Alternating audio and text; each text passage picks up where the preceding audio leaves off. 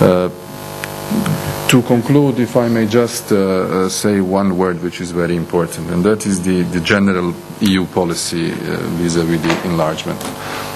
We were pleased that the Spanish and the Italians and the Greeks and the Hungarians and other countries that are close to the Southeast European countries actually managed to organize this event in Sarajevo on the 2nd of June.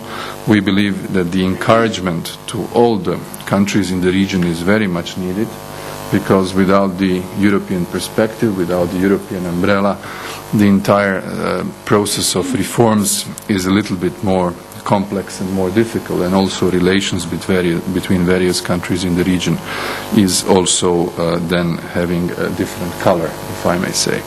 From the Croatian point of view, we have so far stated many times that we fully support the European perspective of all of our neighbors. We have been very happy to many times host current Commissioner Mr. Potočnik in Zagreb, who used to explain already 10 or 12 years ago to various Croatian governments what we should do once the accession process becomes more present on the agenda of our government, and we have unselfishly decided to share our experience to our friends and neighbors.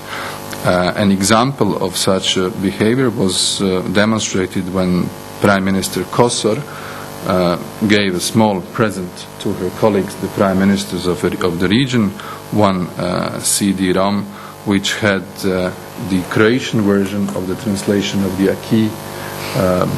Basically 90% of the acquis has been already translated into Croatian, and it was a CD-ROM which is a little bit more expensive than in the CD shops. Here it costs about 8 million euros of the Croatian taxpayers' money.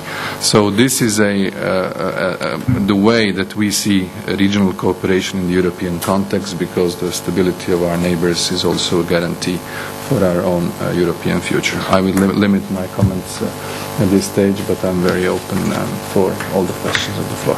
Thank you.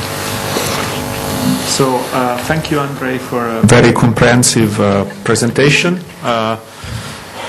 It's been good to also go through the different historic stages, and from this I take, in particular, you have been good at pointing out how Croatia has been swimming against the tide when it comes to enlargement. And I guess from the EU point of view, it's interesting to see that also at this difficult time, at this difficult juncture, there are still member states who are keen to join, or states which are keen to join the European Union, which is, if you want, a refreshing message, an optimistic one. I also note that I think it's quite important, and as a fellow lawyer, I agree with you on the importance of adapting the constitution, in particular to make the most of membership. We know that there are now new arrangements under the Treaty of Lisbon, and therefore it is important to streamline the way of working, for example, of the national parliaments, in order for them to play an even more effective role on the European Union stage. And when it comes to how to prepare for structural funds and deal with the money, I think I would take the advice of our in-house budget expert, who says that the key thing is really to look at the added value. Look, not just apply for money because it is there, but really try to think through a strategy and see whether receiving money from the European Union can bring added value in a given area, in a given region, in a given county. With this I stop and I open the floor to questions. Before asking the question, please introduce yourself with name and affiliation and try to keep it short. Please. By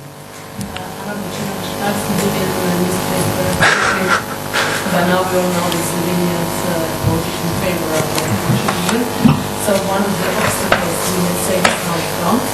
But how would you say, if you compare this with other aspect issues, specifically ASEAN shippers, can you relax now, or do you still see difficulties happening for months or can certainly not relax. We can be very happy and very positive about the yesterday's vote, and I think it shows a lot of maturity on the side of the Slovenian majority of the Slovenian voters, at least. Even though that the campaign has been a very vivid one, and arguments in favor and arguments against were presented, as you are certainly well aware.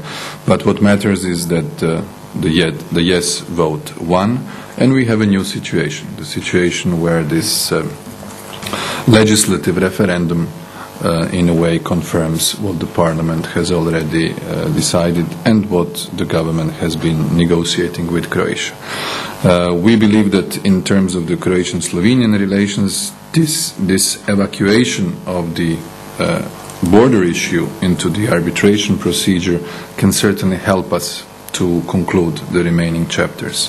Whether this will be a clearance for all the chapters, that would be a little bit premature to say, because the border issue is not certainly the only issue at stake, and we need to focus on a number of other chapters. You mentioned yourself shipyards, which is the part of the criteria for the Chapter 8, the competition. And Croatia has Croatian government has gone through the process of the bids for the privatization of the 6 shipyards, 6 big shipyards that we have. There were offers for some of them, not for all of them.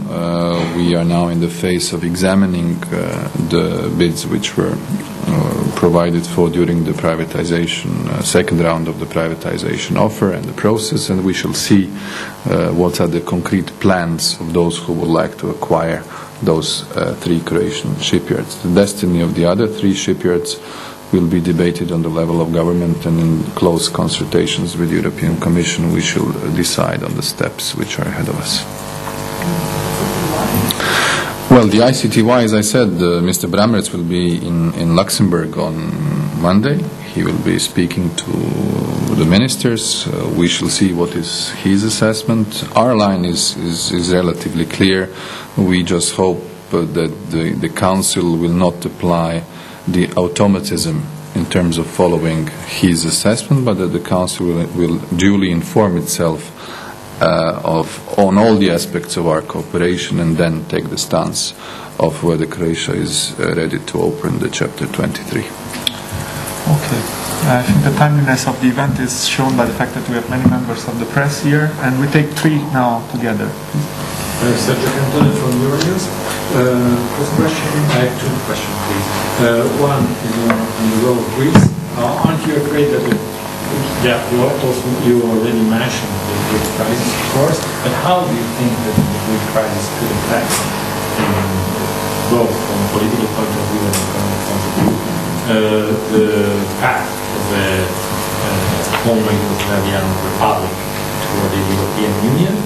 And the second one is about your perception on the European public, EU citizens, vis-à-vis the European enlargement, the EU enlargement, especially when it comes to new member states, because of this famous enlargement fatigue, enlargement rules, especially now during this economic crisis. We'll take more questions. Okay. Yeah, I'm a bit from Austin. One of our operating companies is Litnet, so we're present in Croatia as one of the major investors, and I'd like to thank you for your speech here, and for you telling me that we're very, very supportive of the speedy entry of Croatia to the EU. We're also very happy to hear about the major efforts Croatia is doing. I'm more surprised I'm about a measure that quite contradicts EU legislation, EU policy, and the overall strategy of the EU. It relates to a chapter that's already closed, ICT. And I'm talking about the tax that has been put on mobile services, which is actually unlimited in time, which would actually contradict EU legislation where Croatia already in the EU, and which